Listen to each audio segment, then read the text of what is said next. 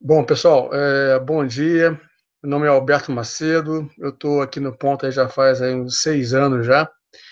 Eu leciono aí a disciplina de Direito Tributário, né? Uma disciplina aí muito exigida aí para vários concursos, né? É óbvio que o forte do Direito Tributário, o conteúdo, a maior massa de questões está em concursos para auditores fiscais, municipais, estaduais e federal, né? Mas você vê o direito tributário caindo em vários concursos, né, de tribunais em geral, né, TRF, alguns TREs pouca coisa, né, procuradorias, etc. Né. Eu já vou disponibilizar para vocês aqui o material que eu deixei. Deixa eu colocar aqui, compartilhar a tela.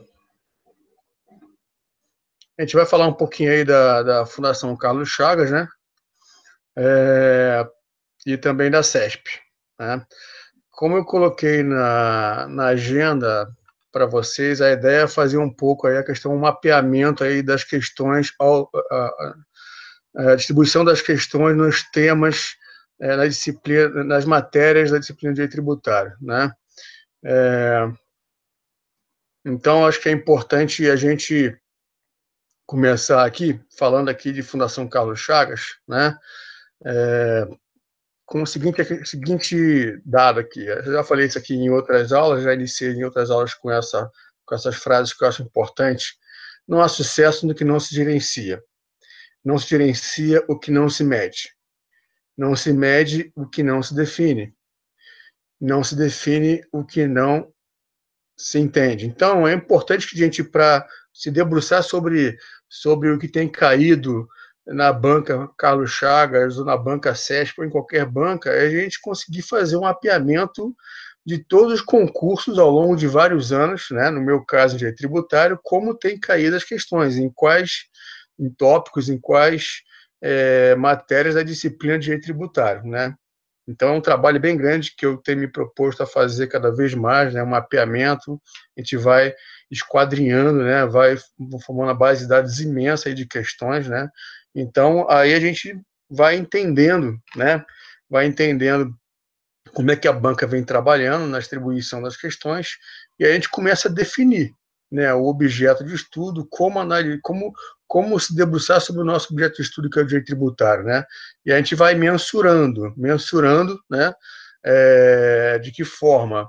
Mensurando, verificando quanto tem caído cada matéria na disciplina de direito tributário, né? E aí a gente consegue gerenciar o estudo melhor, né? Distribuir melhor o nosso tempo de estudo para aquilo que é mais relevante, deixando aquilo que é menos relevante para se o tempo sobrar lá na frente, e aí a gente vai ter o sucesso que a gente quer, que vocês querem, que é o quê? Que é passar no concurso, né? Então é importante não perder isso de mente, e por conta disso, eu levantei aqui nos últimos 11 anos do concurso da Fundação Carlos Chagas. São concursos aí de 2016 a 2006, né? 114 concursos, né? Então, eu tenho na minha base aqui 114 concursos, são centenas e centenas de questões, né? Chegando praticamente a 1 milhar de questões. É, então, eu peguei esse material todo e fui levantando o que caiu de cada ponto do direito tributário, quanto tem caído em questões cada um desses pontos, né? Isso foi feito nessa base que eu tenho em vários concursos, né? Então, são cursos para auditores fiscais municipais e estaduais, no caso da Carlos Chagas, né? Procuradorias municipais, estaduais e federais, tribunais de justiça estaduais, né? Tribunais de contas, não só dos estaduais como o federal, né? TRF, Tribunal de Trabalho, já chegou a cair, nem sempre cai tributário em Tribunal Regional do Trabalho, às vezes cai, né? E concursos de analistas e consultores de poder legislativo em geral, por exemplo, analista do consultor do Senado Federal, né, ou analista de Assembleia Legislativa Estadual, né, defensorias públicas, provas para ministérios públicos, não só de promotor de Ministério Público, mas também de analistas judiciários, de assistentes, né, os tribunais superiores, STJ e STF, concurso para analista desses tribunais, né, controladorias, Procuradoria do Bacen e outros órgãos públicos diversos em que abre concurso para analistas e advogado, ok? Então, nesse levantamento que eu fiz, nessa base de dados que eu fiz da Fundação Carlos Chagas, eu classifiquei os tópicos da matéria de tributário na frequência que eles têm caído. Então, aqui você vê os que mais têm caído no mapinha que eu vou mostrar para vocês, aliás, já disponibilizei, né? Aqueles que mais têm caído em primeiro, eu coloco em vermelho, em segunda colocação, em termos de frequência, que cai no concurso, em laranja, em terceira colocação, aí, em amarelo, em quarta colocação, em verde, em quinta colocação, o azul, né? Então, vamos lá. Vocês têm isso aí disponível para vocês, né? Olha que interessante. Então, você tem esses tópicos aqui de direito tributário, né?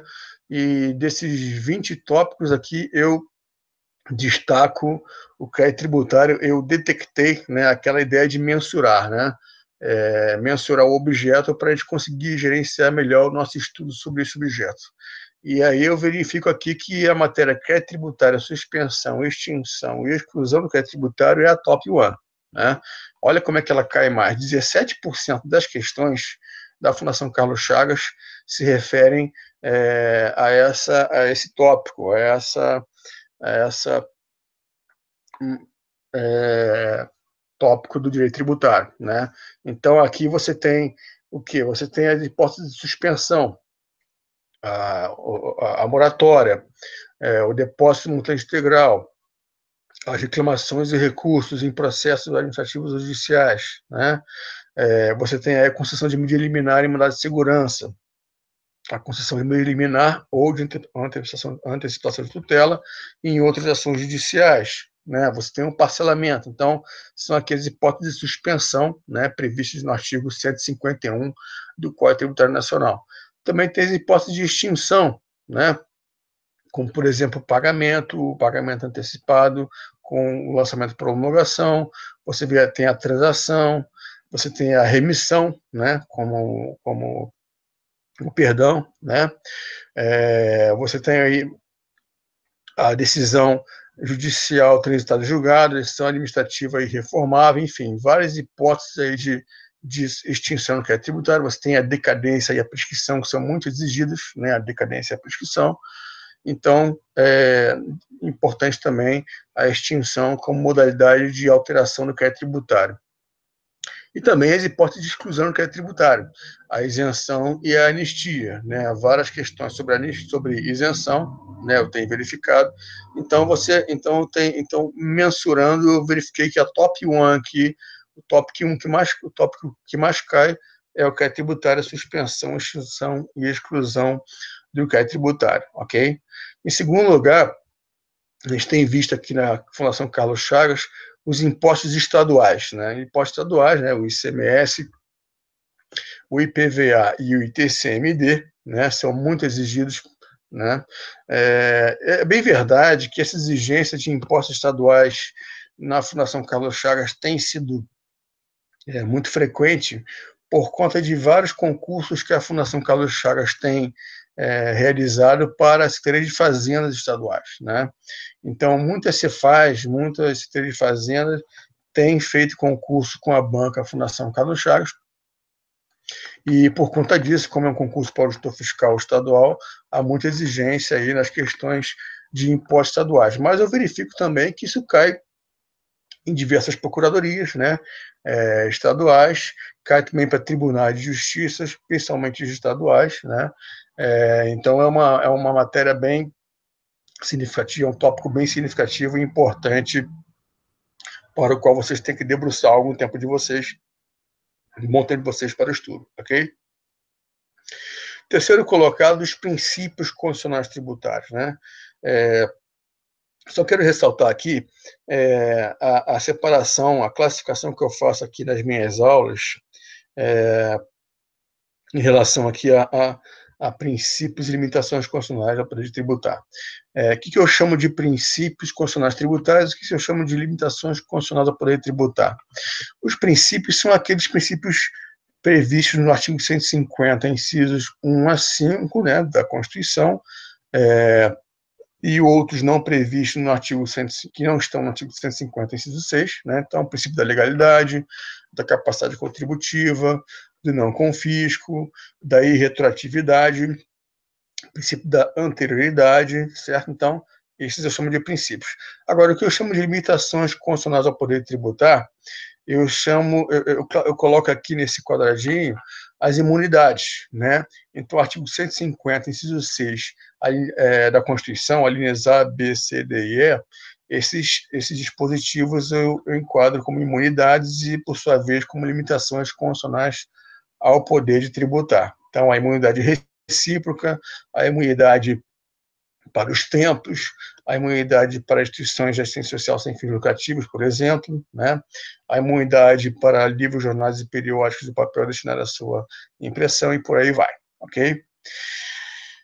Quarto colocado aqui no nosso ranking aqui de frequência das matérias que caem na disciplina de direito tributário, está aqui o conceito e classificação de tributos, né? O conceito de classificação de tributos, aqui entra o que? Entra as espécies tributárias, né? Entra, por exemplo, a definição de tributo, né? Do artigo 3º do Código Tributário Nacional, entra aí os impostos, as taxas, as contribuições de melhoria, os empréstimos compulsórios e as contribuições sociais, né? Então, lá eu vou, nessas questões, caem aspectos sobre esses tributos, sobre a classificação desses tributos, ok? Também, em quinto lugar, né, a matéria que tem mais caída aqui na disciplina de direito tributário, na Carlos Chagas, é a obrigação tributária, né? É interessante, porque veja que a obrigação tributária, essa aqui, olha que legal quando a gente mensura objetos, a gente esquadrinha todo objeto, mensura, e os números dão conclusões para a gente que às vezes a gente não percebe se não olhar esses números, se for só, às vezes, no instinto. O instinto engana, né? A obrigação tributária ficou em quinto lugar. Normalmente, direito tributário em geral, eu faço esse esquadrinhamento, esse levantamento de questões em várias bancas, né? Normalmente, a obrigação tributária não alcança um ranking tão alto, né? Quem normalmente fica um ranking maior que a obrigação tributária, por exemplo, é a competência tributária, né? Chegou perto aqui, 6,9%, né?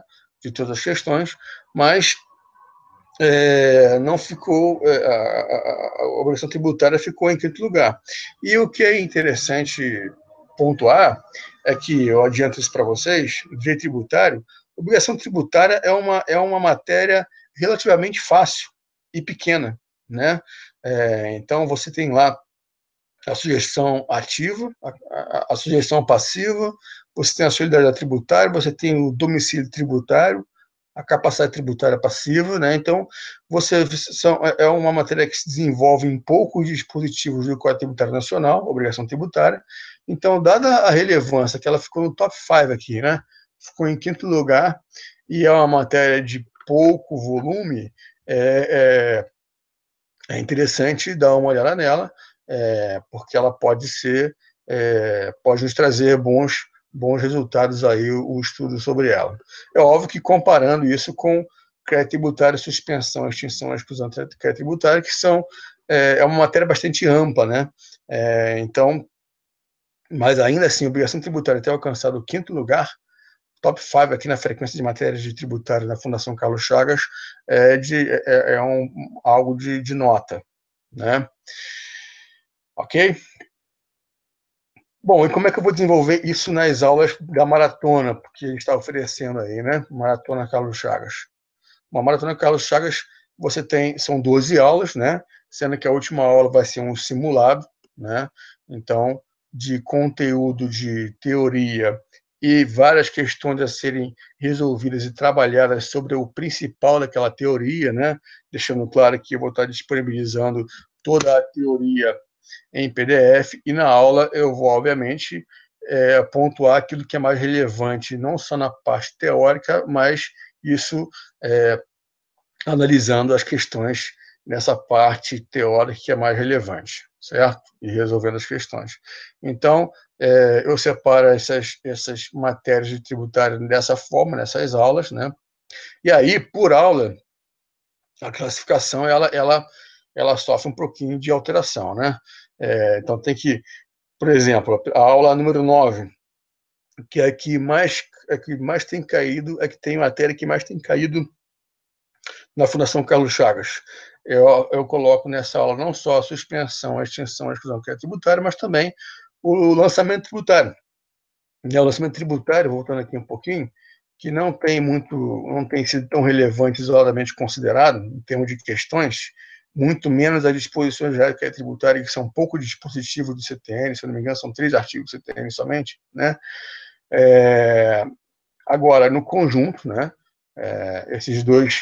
essas duas modalidades que é tributário, duas matérias que é tributário, entram no pacote dessa aula 9, que aí ganha mais importante ainda, respondendo por quase 21% de todas as questões que na base de dados tem caído na banca Carlos Chagas, certo? A segunda aula que tem mais relevância em impostos estaduais, municipais e Simples Nacional, obviamente, o carro-chefe aqui, impostos estaduais, né? Mas impostos municipais, aqui algo em torno de 3% também, Simples Nacional, pouquinha coisa, né? Mas a aula impostos estaduais, municipais e Simples Nacional é de grande relevância também, com quase 17% do conteúdo que tem caído até então nessa banca, tá? A terceira aula, com matéria com mais frequência tem caído, é a aula que eu chamo essa aula de limitações constitucionais ao poder tributar, que aí já engloba os princípios, né? Essa aula, com os princípios e as imunidades em geral, já alcança a terceira colocação, com 13% aí de importância.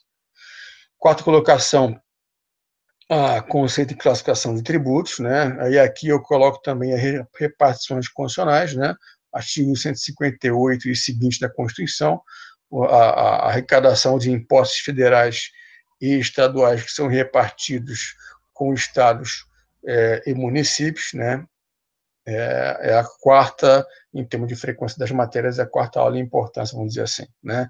E a quinta aula, a aula 7, obrigação tributária, como eu coloquei, é interessante porque é pouca matéria e conseguiu alcançar aí o top 5 das questões que caem. Agora, você pode perguntar, mas Alberto, quem me garante que o próximo concurso que eu vou fazer, seja ele de tribunal, seja ele de procuradoria, seja ele de auditoria, quem me garante, seja ele de analista, de juiz, quem me garante que vai cair dessa forma, essa distribuição? Realmente não dá para garantir, né? A gente faz esse levantamento. Agora, todo levantamento é um indício, né? Quando você vê essa distribuição das matérias em termos de volume de questões, é um elemento de estudo, né? A gente não pode garantir que sempre vai cair, numa prova específica, vai cair mais sobre suspensão, extinção, exclusão, que é tributário, do que impostos estaduais, por exemplo, né? Agora, eu posso já aqui, de antemão, destacar que dificilmente, e aí é questão de probabilidade, né? Dificilmente você vai ver, por exemplo, vigência e aplicação, interpretação e integração da legislação tributária caindo mais do que crédito tributário, né? Ou contribuições sociais e processual tributário e impostos federais caindo mais do que crédito tributário, né? Então, essa aqui é uma espécie de um mapa de calor, vamos dizer assim, né? Que tem a sua função, né? A função de você, sempre naquele tempo exprimido, que você que trabalha, você que está no dia a dia, tem que separar um tempo para estudar, né? E não é só tributário, é um mundo de matérias. Então, isso aqui é uma dica importante para você priorizar os seus estudos, né? Você distribuir em prioridade as matérias de tributário e como distribuir em prioridade essas matérias, ok? Tudo bem? E aí, disponibilizando aqui as aulas, né? Aqui é só colocando um quadrinho que está aí na agenda da maratona, né? As aulas que a gente vai ter aí, aulas ao vivo, né? Cada uma daquelas aulas que eu pontuei no slide anterior, ok? Eu vou resolver uma questãozinha, pessoal, da Fundação Carlos Chagas. Bom, como impostos estaduais têm caído bastante, nada mais justo do que aqui, nessa aulão aqui, a gente resolver uma questãozinha de impostos estaduais. Obviamente, o principal imposto, o ICMS, né, toma destaque. Né? Vamos lá? Essa questão aqui caiu na prova de juiz substituto do Tribunal de Justiça de Alagoas, né, 2015, né? O número da questão é o número original. Diz lá: o estabelecimento comercial atacadista de São Sebastião, no município de Alagoas, né, realiza operações internas e interestaduais com mercadorias sujeitas à incidência do ICMS e não é incluída no regime de substituição tributária. Então, aqui o aspecto é operações internas e interestaduais. Operação interna é quando aquele comerciante ele vende para um adquirente de mercadoria que se encontra no mesmo estado que ele. Operação interestadual é quando ele vende para alguém que está em outro estado, ok? Em conversa com seu contador, o proprietário dessa empresa foi alertado sobre mudanças ocorridas no texto da Constituição Federal relacionadas com as alíquotas aplicáveis a diversas operações com essa mercadoria. Considerando que dispõe a Constituição Federal a respeito de alíquotas do ICMS, esse contribuinte deveria adotar, em 2016, a alíquota. Bom, o que ele está pontuando aqui? Ele está pontuando uma alteração muito recente que houve na Constituição Federal, uma emenda constitucional, a emenda constitucional 87/2015, né, em que essa emenda foi um clamor daqueles estados que não são muito produtores, são muito mais consumidores que produtores, a sua população é muito mais consumidora de produtos do que comerciante, né? Esses estados pleiteavam que parte do ICMS, da arrecadação do ICMS nas operações interestaduais fosse para o destino, né? Só para contextualizar mais, o que acontece? São Paulo é um estado que boa parte do PIB do Brasil está em São Paulo, né? Então a produção e circulação de mercadorias em São Paulo é muito grande, então São Paulo é naturalmente um exportador de mercadorias, né? Você pega Nordeste, os estados Nordestes, por exemplo, são muito consumidores dessas mercadorias, são menos produtores e comerciantes e mais consumidores dessas mercadorias. O que acontece? Se acontecer com a regra antiga, vamos notar aqui no slide seguinte, a regra antiga previa que nas operações interestaduais para consumidor final localizado em outro estado, se esse consumidor final não fosse contribuinte do ICMS, a arrecadação do ICMS dessa operação interestadual ficaria totalmente para o estado de origem. Então, o que acontece? Vamos pensar em empresas de eletrônicos, de eletrodomésticos, enfim, empresas eletrônicas que boa parte delas está em São Paulo, né? E você está lá na sua casa, você mora no Nordeste, vamos supor, né? Você mora na Bahia, por exemplo, e você compra pela internet da sua residência, compra pela internet uma câmera digital, vamos supor, né? De uma empresa que está domiciliada em São Paulo, né? Então você compra pela internet, você paga, essa empresa vai pegar aquela câmera digital que você comprou, vai embalar e vai enviar para você, para um Sedex, enfim, para uma outra empresa de entrega de transporte e tal, até chegar na sua residência na Bahia, né? O ICMS dessa operação, como você que está na Bahia e é pessoa física e comprou essa câmera pela internet, essa operação foi realizada com um consumidor final não contribuinte, né? Então, o ICMS dessa operação ficava totalmente na origem, né?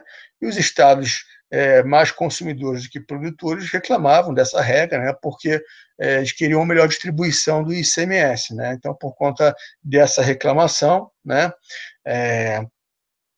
Foi previsto na Constituição, a emenda constitucional 87/2015, em que nessas operações interestaduais também parte do ICMS vai para o destino, né, de uma forma gradual, ao longo, e essa parte vai aumentando ano a ano, né, 20, 40, 60, 80, 100% desse semestre arrecadado. No final das contas, ele vai ser todo para o destino, né? Então, vamos às alternativas. Depois de todo esse contexto, vamos às alternativas.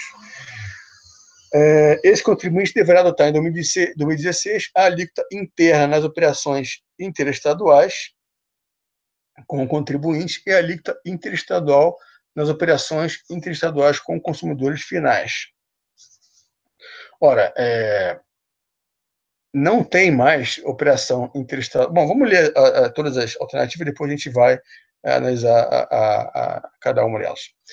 A alíquota interna das operações com consumidores finais, tanto internas como interestaduais. A alíquota interestadual nas operações interestaduais com contribuintes e a alíquota interna das operações interestaduais com consumidores finais. Né? Essa aqui eu já detecto que seria a regra antiga, né? Desde que o consumidor final fosse não contribuinte. Né? A alíquota interna das operações internas com contribuintes e a alíquota interna das operações interestaduais com consumidores finais.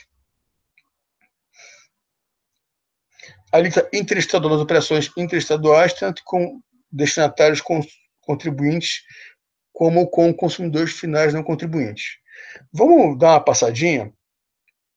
Aqui estão os dispositivos, né, da Constituição que trazem a regra. Né? Aqui é a regra antiga, né, em que você tinha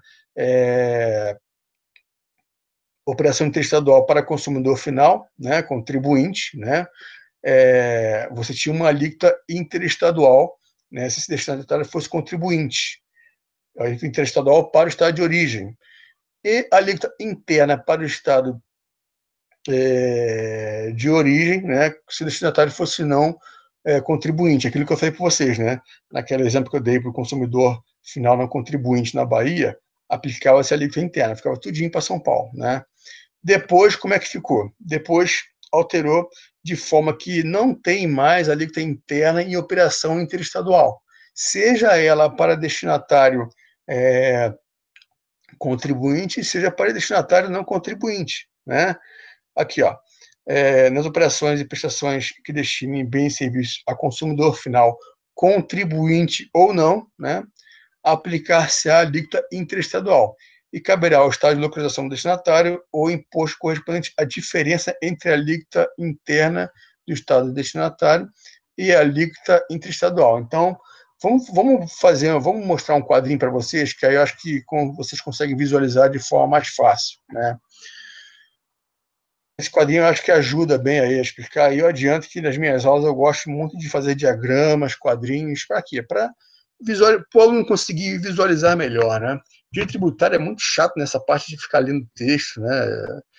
Eu tenho formação em Direito, né? Sou mestre doutor em tributário, mas minha primeira formação é em Engenharia, né? Então, eu gosto da coisa mais objetiva. É óbvio que no Direito você não pode objetivar ao extremo em prejuízo aí de algum conteúdo importante, mas quanto mais esquematizar, melhor, né?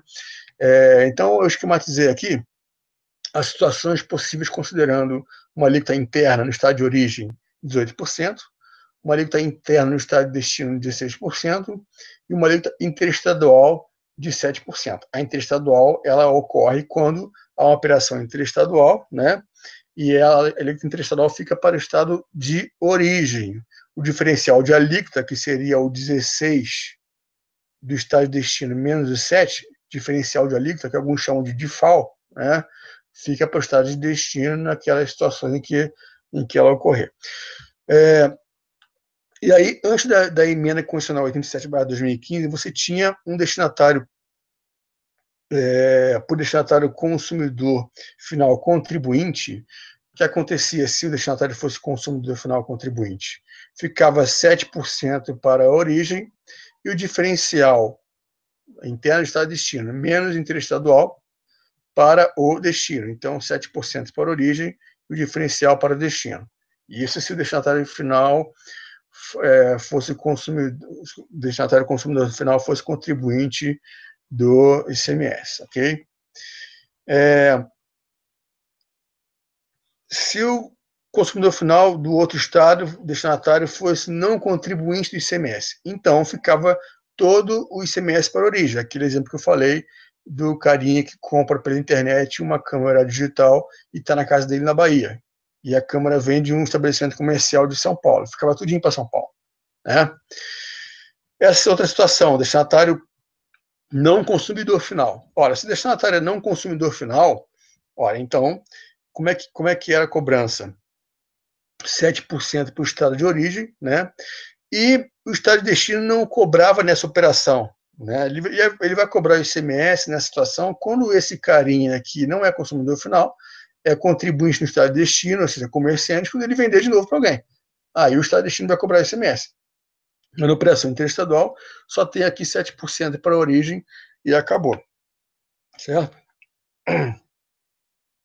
Isso tudo antes da emenda constitucional.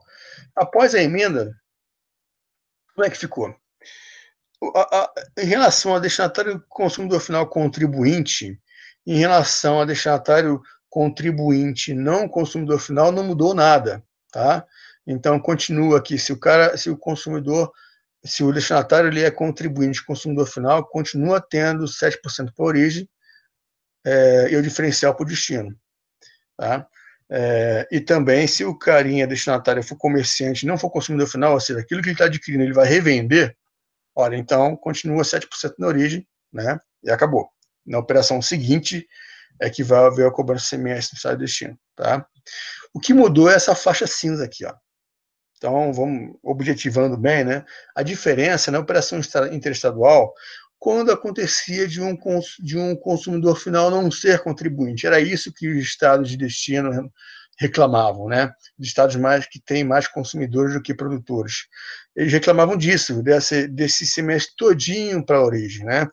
E aí, agora, com a emenda constitucional, fica a regrinha da operação interestadual, seja contribuinte ou não, desde que seja consumidor final, aplicação da alíquota interestadual para a origem e do diferencial de alíquota para o destino, ok? Essa regra ela está sendo implementada gradativamente, né? Gradualmente, prevê a Constituição lá, que de ano a ano, de 20%, 40%, 60%, 80%, 100% dessa arrecadação vai para o destino, então está indo para o destino aos poucos, por quê? Isso para não impactar tanto os cofres dos estados de origem de uma vez, né? Então, ela está sendo implementada aos poucos. Então, voltando para a questão, você vê aqui, deverá adotar em 2016 a alíquota interna das operações interestaduais com contribuintes. Se tem operação interestadual, cara, já não é mais alíquota interna, né? Você percebe que a questão se preocupou a falar de operações em 2016, ou seja, já aplicando-se aí a regra da emenda constitucional, né?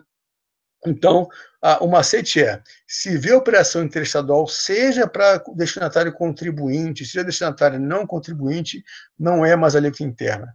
Então, você já elimina aqui de cara a linha A, você elimina aqui, ele fala em alíquota interna nas operações com consumidores finais, tanto internas como interestaduais. Opa, se a operação é interestadual, com o consumidor final, não é mais alíquota interna, então está errado também.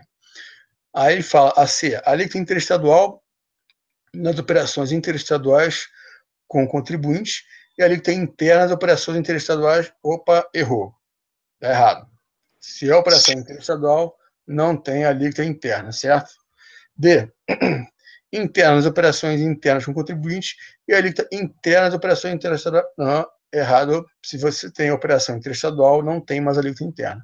E a alíquota interestadual nas operações interestaduais, tanto com destinatários contribuintes como com consumidores finais não contribuintes. Tá? Então, você vê que é uma operação, se é operação interestadual, a alíquota é interestadual. Ok? Tudo bem? Vamos resolver mais uma? Vamos pegar essa aqui já que crédito tributário, suspensão, extinção, exclusão do crédito tributário é a que mais cai, é top man, né? Nada mais justo pegar um tópico dela e a gente pegar uma questão e brincar com ela um pouquinho aqui. Vamos lá. Em caso de calamidade pública decorrente de desastre natural, a concessão de isenção do IPTU caracteriza medida ilegal, pois não pode haver isenção sem relação direta com supressão de algum aspecto da hipótese de incidência. Bom, vamos lá. B. Isenção geral, que pode ser revogada caso o contribuinte não se enquadre especificamente na previsão legal. C. Medida que pode ser concedida por decreto do chefe do executivo, desde que especifica as regiões afetadas por prazo determinado. D. Isenção específica que dispensa a lei por ser concedida em caráter excepcional, alcançando todos os contribuintes da região alcançada pelo reconhecimento da calamidade pública. E medida restrita a determinada região no território da entidade tributante, mas de caráter geral a todos os contribuintes lá situados, podendo coincidir ou não com a ocorrência do fato gerador. Bom, acho que aqui a gente, quando vai fazer a questão, pessoal, e aí uma coisa que já, obviamente, muitos já sabem, mas temos que falar, quando a gente fala de alteração no crédito tributário, as formas de modificação do crédito tributário, seja por suspensão, extinção ou exclusão do crédito, a gente tem que sempre se valer aí da lei, né? Não pode o executivo, de forma alguma, suspender, extinguir ou excluir o crédito tributário que não seja por lei. Então, ele não faz sozinho. Então, precisa do executivo mais o legislativo, lei aprovada para qualquer uma dessas modalidades de alteração do crédito tributário. Então, se a lei é inafastável para essas alterações, a gente já pode aqui rechaçar as alternativas C, né? Medida que pode ser concedida por decreto do executivo. Está errado. A isenção só é por ser por lei.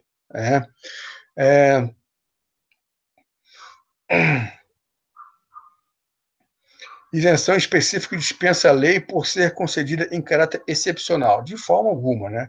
Pode ser excepcional quanto for, ela não dispensa a lei, assim como qualquer outra alteração no crédito tributário. Então, a C e a D já estão descartados.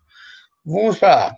Medida ilegal, pois não pode haver isenção sem relação direta com supressão de algum aspecto de pós-incidência. Aqui, esse conceito de pós-incidência é um conceito que tem uma variação um pouco aí, conforme o doutrinador que se fala, né? Mas vamos entender isso aqui como fato gerador, né? Ora, na verdade, não precisa haver uma relação entre a isenção e o fato gerador, né? Aqui, ou seja, o imóvel em si, né? Por exemplo, imóvel ser de pequeno valor, venal, o imóvel estar numa determinada região. Aqui a questão da calamidade pública é um fato que independe da hipótese de incidência, né? Então, não posso dizer que essa isenção decorrente da calamidade pública, isenção para o IPTU, seja uma medida ilegal. Tá? Vamos para a assertiva B aqui. Isenção geral que pode ser revogada caso o contribuinte não se enquadre especificamente na previsão legal. Ora, a isenção geral, você pega, por exemplo, aí uma isenção de um imóvel com pequeno valor venal. Né? Então, São Paulo, por exemplo, onde eu moro, né, você tem um dado interessante, quase 1/3 da população paulistana é isenta de IPTU, por conta do valor venal, né? Do reduzido valor venal. Ora, veja bem, essa é uma isenção geral. Agora, uma isenção por causa de um fato específico que é a calamidade pública, eu não posso dizer que é uma isenção geral, né? Não me parece, mas vamos analisar as outras questões, as outras alternativas. A C e a D estão fora já, né? Vamos para ela. Medida restrita a determinada região do território da entidade tributante, mas de caráter geral a todos os contribuintes lá situados, podendo coincidir ou não com a ocorrência do fato gerador. Aqui a corroboração de que a hipótese aqui em cima está como sinônimo de fato gerador aqui embaixo, né? Então, medida restritiva a determinada região do território da entidade tributante. Sim, por que não? Uma calamidade pública, desastre natural, né? Por exemplo, uma determinada região do município, uma parte específica do território municipal ficou alagada por grande quantidade de chuvas, né? E aí você tem a possibilidade de uma isenção restrita a uma determinada região do território, né? Mas, de caráter geral, a todos os contribuintes lá situados. Então, me parece que é o caso aqui, né? Ok? Então, você tem aí as fundamentações legais aqui. No artigo 76, parágrafo 1, CTN, fala que a isenção pode ser restrita a determinada região do território, né? Em função de condições a ela peculiares, essa região, no caso a região alagada, no exemplo que eu dei, a região que sofreu a calamidade pública, né? Então, por isso aqui não é medida ilegal, né? E esse mínimo dispositivo fundamenta aí a alternativa correta, né? Que é a medida restrita a determinada região do território da entidade, mas de caráter geral a todos os contribuintes lá situados, podendo coincidir ou não com a ocorrência do fato gerador. né? A C e a D, como a gente vê, está errada porque de isenção demanda a lei, obviamente, como qualquer alteração no crédito tributário, né? E aqui não me parece que esse tipo de isenção aí proposta por uma calamidade pública específica seja uma isenção geral, né? Então aí a alternativa correta é a E, ok? Tudo bem, pessoal. Então era isso que eu tinha a falar para a Fundação Carlos Chagas, né? E agora vamos sem muita demora, vamos pegar aqui a CESP. Vamos analisar um pouquinho aí como tem sido as características da CESP, a distribuição das matérias de direito tributário na CESP, né? Então, a CESP, bom, as frases aqui eu não, obviamente, não vou me delongar nisso aqui. Agora, interessante aqui da CESP, nos últimos 11 anos, né? De novo, a minha preocupação de esquadrinhar todo aquele volume de concursos de centenas e centenas e centenas, quase chegando a milhares de questões, né? Da CESP. E aqui, no caso, aqui você tem 54 concursos no período de prova disponível em site, né? Que a gente pesquisa, né? Então, 54 concursos nesses últimos 11 anos. E aí, obviamente, todo mundo sabe, a CESP você tem duas modalidades de questões, aquelas que são certo e errado, né? Em que a resposta errada, ela come parte da pontuação, hoje em dia come parte da pontuação da assertiva respondida corretamente, né? Então, tem pontuação positiva e negativa. E ela também tem as questões normais de múltipla escolha, tá? Com 4 alternativas ou 5 alternativas. Então, é uma característica da CESP essas questões certo e errado, né? Que lá atrás, quando eu fazia concurso, eu chamava de múltipla escolha canibal, né? E aí, os concursos CESP, né? Você tem distribuídos por diversos tribunais de justiça, de contas, regionais federais, né? Poderes legislativos, é bem similar em relação a Carlos Chagas. Se eu fosse apontar um diferencial entre as duas bancas, é que a Carlos Chagas ela cai mais para concurso de auditor fiscal do que a CESP, né? A CESP não tem conseguido abocanhar aí, ultimamente, muitos concursos de auditores fiscais, né? De novo, aqui a grade, aqui, a legenda de frequência das matérias que caem em direito tributário, né? E aí, eu posso aqui mostrar nas matérias de direito tributário, de novo, top 1 aqui, crédito tributário, suspensão, extinção, exclusão crédito tributário, de novo, top 1.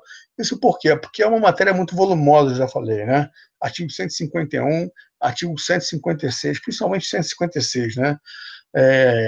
E artigo 175 do Código Internacional, ok? Fora os artigos subsequentes que vão trabalhar cada um dessas listas de modalidades de alteração que é tributária. E aí, em segundo lugar, aqui já vem aqui os princípios constitucionais tributários, né? Já bem destacado, né? Princípios da imunidade, princípios da anterioridade, legalidade, irretroatividade, não confisco, capacidade contributiva, etc. Né?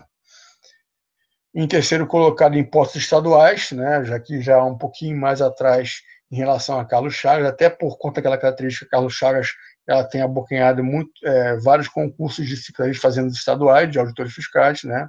Então aqui cai um pouquinho no ranking impostos estaduais, comparando com a Carlos Chagas, né?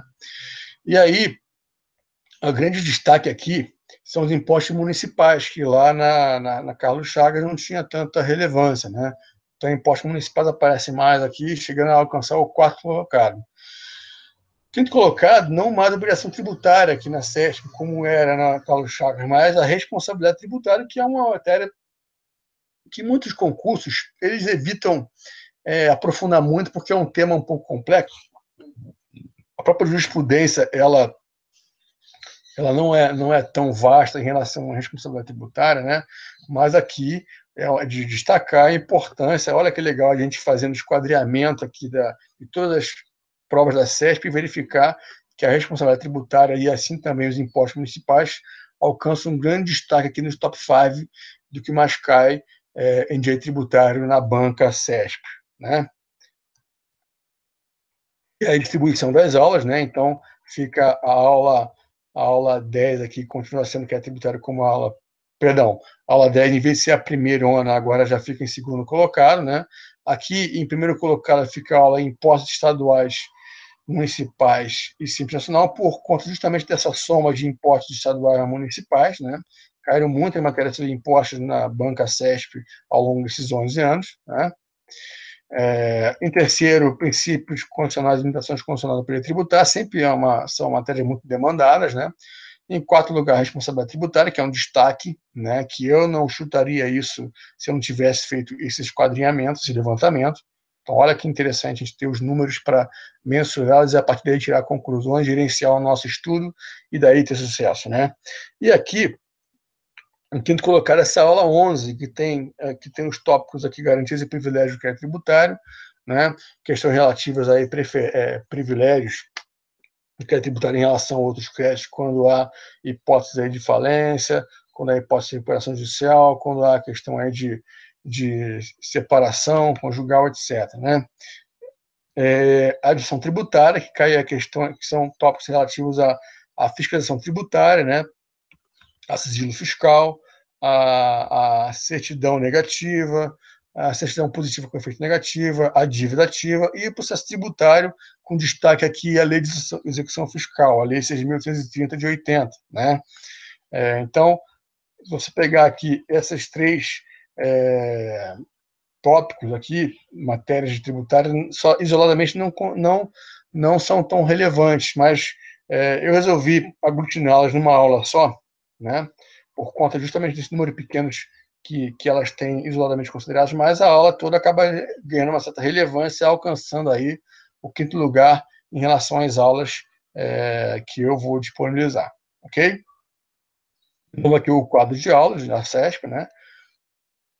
E aí vamos fazer, já está o tempo quase esgotando, vamos fazer uma questãozinha aqui da CESP. Como eu falei, a CESP tem duas modalidades de questões, né? Modalidade de múltipla escolha normal, né? Que você tem que encontrar de 4 ou 5 alternativas, aquela que é correta ou aquela que é errada. E também, volta e meia, cai na CESP a questão de questões certo ou errado. Então, você tem que julgar os itens e aí dizer se o item é certo ou errado, né? Vamos pegar essa questão aqui de advogado-geral da União, né? A AGU caiu em 2015 essa questão, né? E, dado que princípios constitucionais tributários foi um tópico de grande relevância no volume de questões que caíram na CESP, né? Vamos pegar esse tópico para analisar. Então, assertiva, item 76. Pela aplicação do princípio da anterioridade tributária, quaisquer modificações na base de cálculo ou na alíquota dos tributos terão sua eficácia suspensa até o primeiro dia do exercício financeiro seguinte à publicação da lei que promoveu a alteração. E aí, pessoal? Certo, errado? Ou, na dúvida, deixa em branco? Né? Na verdade, assim, a anterioridade tributária, ela decorre de um princípio maior, que é a ideia da segurança jurídica, né? Você não ser a não surpresa, né? Você não ser surpreendido com um novo tributo no dia seguinte à sua instituição. Agora, a assertiva aqui, ela está errada por quê? Porque não são quaisquer modificações que ficam suspensas até o primeiro dia do exercício seguinte, né, a publicação da lei, por conta da anterioridade tributária. Na verdade, são aquelas que majorem os tributos. Então, se uma lei ela vier a reduzir o tributo, seja alterando a sua base de cálculo para menos, seja alterando a sua alíquota para menos, essa lei pode ser de aplicabilidade imediata. Não se aplica ela do princípio da anterioridade. A ideia da anterioridade é para evitar a surpresa por conta de um maior ônus da carga tributária. Se a carga tributária vai reduzir, então não há que se falar em anterioridade tributária. Ok? O princípio da isonomia tributária impõe que um tributo incida sobre as atividades lícitas e, igualmente, sobre atividades ilícitas, de modo a se consagrar a regra da interpretação objetiva do fato gerador. Dessa forma, é legítima a cobrança da IPTU sobre imóvel construído irregularmente em área não edificante.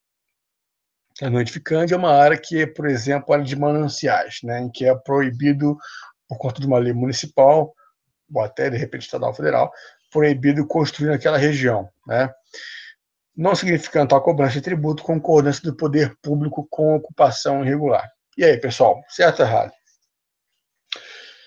Cara, direito tributário não interessa se a atividade é regular ou não, né? Se há uma irregularidade no fato gerador, no contexto do fato gerador, isso não faz com que não se possa cobrar o tributo correspondente, né? É um pouco da aplicação daquele princípio não olet, né? Tributo não tem cheiro, não é isso? Então, essa assertiva aqui ela é correta.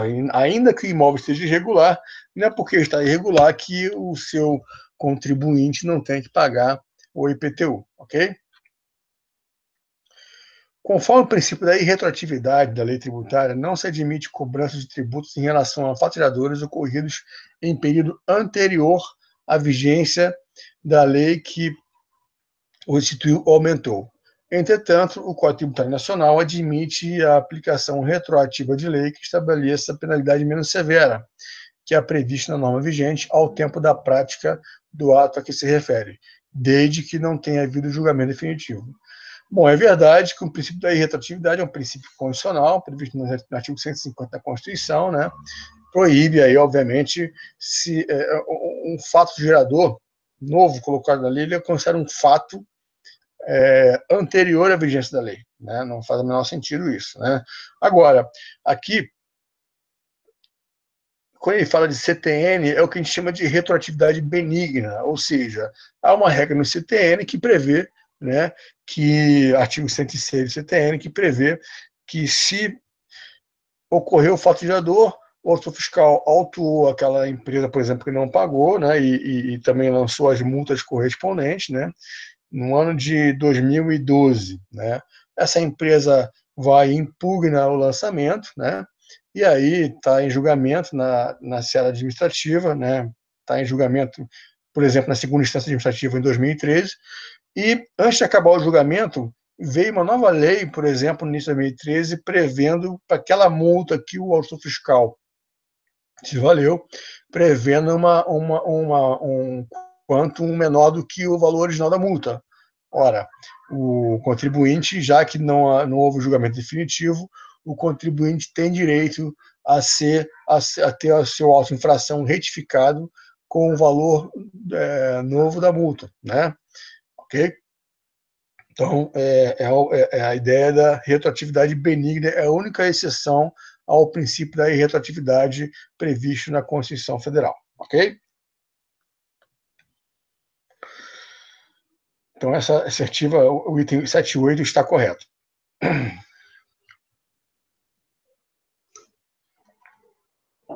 Item 79. O princípio da vedação à utilização de tributo com efeito de confisco, previsto expressamente na Constituição, aplica-se igualmente às multas tributárias, de modo a limitar, conforme jurisprudência pacífica do STF, o poder do Estado na instituição e cobrança de penalidades. Está correto isso. Agora eu quero mostrar para vocês um julgado muito recente, uma jurisprudência do STF muito recente sobre esse tema aqui. Então eu vou botar no slide seguinte e aí a gente vai se debruçar de novo sobre esse item, ok? De acordo com o princípio da legalidade, fica vedada a criação ou majoração de tributos, bem como a combinação de penalidades em caso de violação da legislação tributária, salvo por meio de lei. Então, efetivamente, a legalidade, a ideia é o quê? É que qualquer tributo criado ou majorado só possa ser cobrado mediante lei, né? E a penalidade relativa a alguma infração tributária também tem que vir por lei. Então, vamos supor, um ente, um Estado, uma administração tributária estadual qualquer, ela tem na sua legislação a previsão de entrega de uma declaração eletrônica, de declaração eletrônica qualquer. Se essa previsão da declaração, da entrega da declaração pode ser por legislação, por lei por ato infralegal.